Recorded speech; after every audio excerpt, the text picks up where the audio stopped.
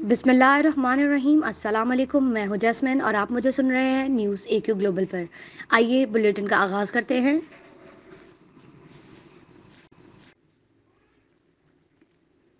Army chief general Qamar Javed Bajwa से America कायम मुकाम चार्ज डी अफेयर्स ने मुलाकात की है।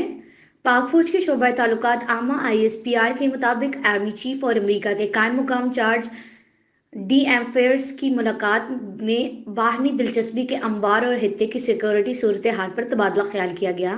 इस मौके पर army chief general Qamar Javed Bajwa ने कहा कि नई अमरीकी क़यादत के आने से दोनों मुल्कों के ताल्लुकात मजबूत होंगे।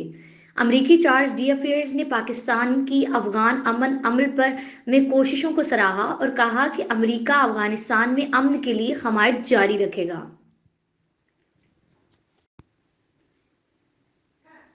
बहरीन के फरमानरों और मुत्तहद अरब अमारात के वली अहद शकार खेलने के लिए पाकिस्तान पहुंच गए। निजी टीवी 24 न्यूज़ के मुताबिक मुत्तहद अरब अमारात के वली अहद मोहम्मद बिन जायद अल नहयान आज पाकिस्तान पहुंचे हैं। बहरीन के फरमानरों हमाद बिन ईसा बिन सुलेमान अल खलीफा पहले ही पाकिस्तान में मौजूद है।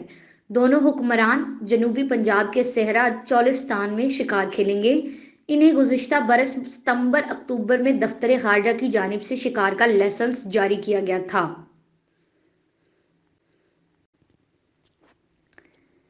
पाकिस्तान मुस्लिम लीग नून के सेक्रेटरी जनरल एहसन इकबाल ने कहा है कि वजीर आजम इमरान खान और काबीना झूठों का गिरोह है।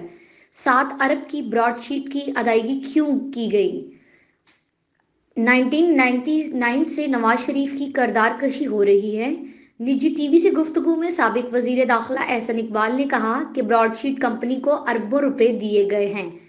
1990 से नवाज शरीफ की किरदार कशी हो रही है। ब्रॉडशीट कंपनी का सरबराह इमरान खान का दोस्त है।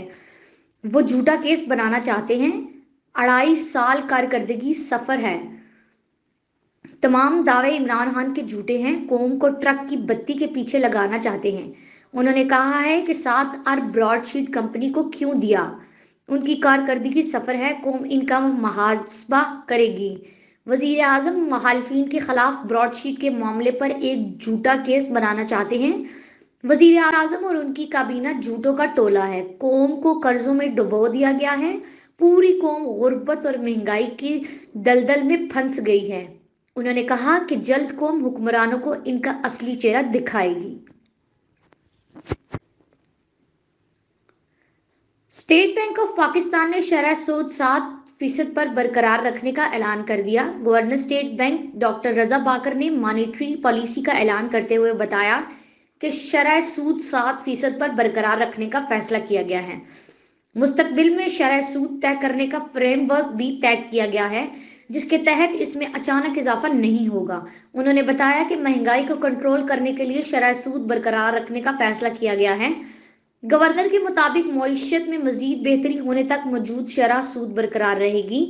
IMF प्रोग्राम में पहले जैसे पॉलिसी रेट होने की तशवीश थी। पॉलिसी रेट को मुस्तकबिल की समत देखकर उनकी तशबीह की गई है। आज हमारे हालात बेहतर हैं, इसलिए मुस्तकबिल करीब में शरह सूद मौजूद सतह पर बरकरार रहेगी। आपसे मिलेंगे अगले बुलेटिन में कुछ नई खबरों के साथ। शुक्रिया। News AQ global.